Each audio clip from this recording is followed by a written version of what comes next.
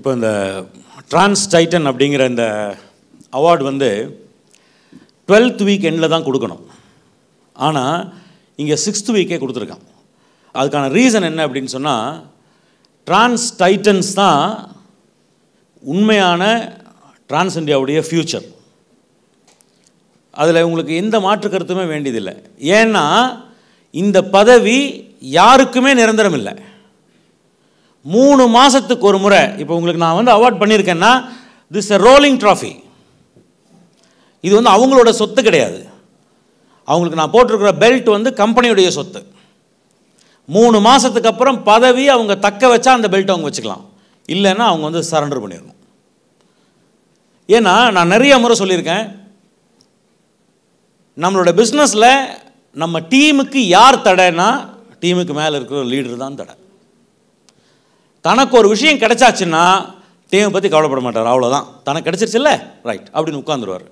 அப்படி உட்காரக்கூடாது அப்படிங்கிறக்காக உருவாக்கப்பட்ட பதவி தான் டிரான்ஸ் டைட்டன். அதனால தான் சொன்னேன், Trans Titan is going to be the future of Trans இந்தியான்னு சொன்னேன். ஸோ 6 வாரத்திலேயே பிரேக் பண்ணி இவங்களை நான் வந்து அவார்ட் பண்ணதுக்கான ரீசன் என்ன அப்படின்னு கேட்டிங்கன்னா, டிரான்ஸ் டைட்டன் என்ன பண்ணும் அப்படிங்கிறத, உங்கள் டீமுக்குள்ளே என்ன பண்ணுங்கிறத நீங்கள் புரிஞ்சுக்கணுங்கிறதுக்காகத்தான் 12வது வார கடைசியில் இங்கே இருக்கிற எத்தனை பேர் டிரான்ஸ் டைட்டனுக்குள்ளே வர்றதுக்கு வாய்ப்பு இருக்கோ மிஸ் பண்ணாமல் வந்துடுங்க, இல்லைன்னா வருத்தப்படுவீங்க. ஏன்னா 12 வீக்ஸ் முடிச்சதுக்கப்புறம் ஒரு ரெகக்னிஷன் இருக்கா இல்லையா? அந்த ரெகக்னிஷன் எப்படி இருக்கும் தெரியுமா? இந்த பெல்ட் போடுறது மட்டும் இருக்காது. இதில் நம்பர் 1 யார்?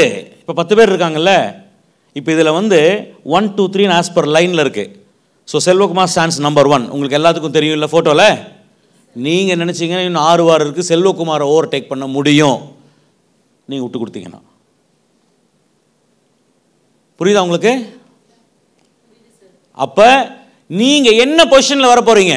இப்போ நீங்கள் வந்து அடுத்தது வர்றதானா 11th பொசிஷன் தான்லாம் கிடையாது. 12வது வார முடிவில் 500 பிவிங்கிறது பேசிக் எலிஜிபிலிட்டி தானே. இப்போ பேச்சுக்கு வச்சுக்கோமே, வேல்முருகன் வந்து 500லேருந்து 600 பண்ணி நின்றுட்டார். நீங்கள் அந்த 6 வார முடிவில் 650 பண்ணீங்க அப்படின்னா வேல்முருகனுக்கு முன்னாடி வந்துடுவீங்க நீங்கள். நான் சொல்கிறது புரியுதா உங்களுக்கு? ஸோ அந்த பொசிஷனோட அந்த ஆர்டர் மாறும், ரெகக்னிஷன் மாறும். இப்போ நிற்கிற மாதிரி 10 பேரை நிற்க வச்சு ஒட்டுக்கா நான் அவார்ட் பண்ண மாட்டேன். ஃபஸ்ட்டு டாப் 3 தனியாக, செகண்ட் டாப் 3 தனியாக, தேர்ட் டாப் 3 தனியான்னு சொல்லிட்டு 3 பேராக கடைசியாக தான் வருவாங்க டாப் 3. புரியுதுங்களா? ஸோ ஒரு விஷயம் தெரிஞ்சுக்குங்க, பிஸ்னஸ் வந்துட்டு கேஷுவலாக நம்ம சம்பாரித்து நம்மளுடைய தேவைகளை பூர்த்தி பண்ணுறது இல்லை. நம்ம செய்கிற இடத்துல, நம்ம பெர்ஃபார்ம் பண்ணுற இடத்துல நம்ம எக்ஸல் பண்ணணும். நம்ம யாருங்கிறத ப்ரூவ் பண்ணிக்கிட்டே இருக்கணும். ப்ரூவ் பண்ணுறது இல்லை, ப்ரூவ் பண்ணிக்கிட்டே இருக்கணும், திரும்ப திரும்ப திரும்ப திரும்ப திரும்ப திரும்ப. அதுதான் பிஸ்னஸ்ஸு.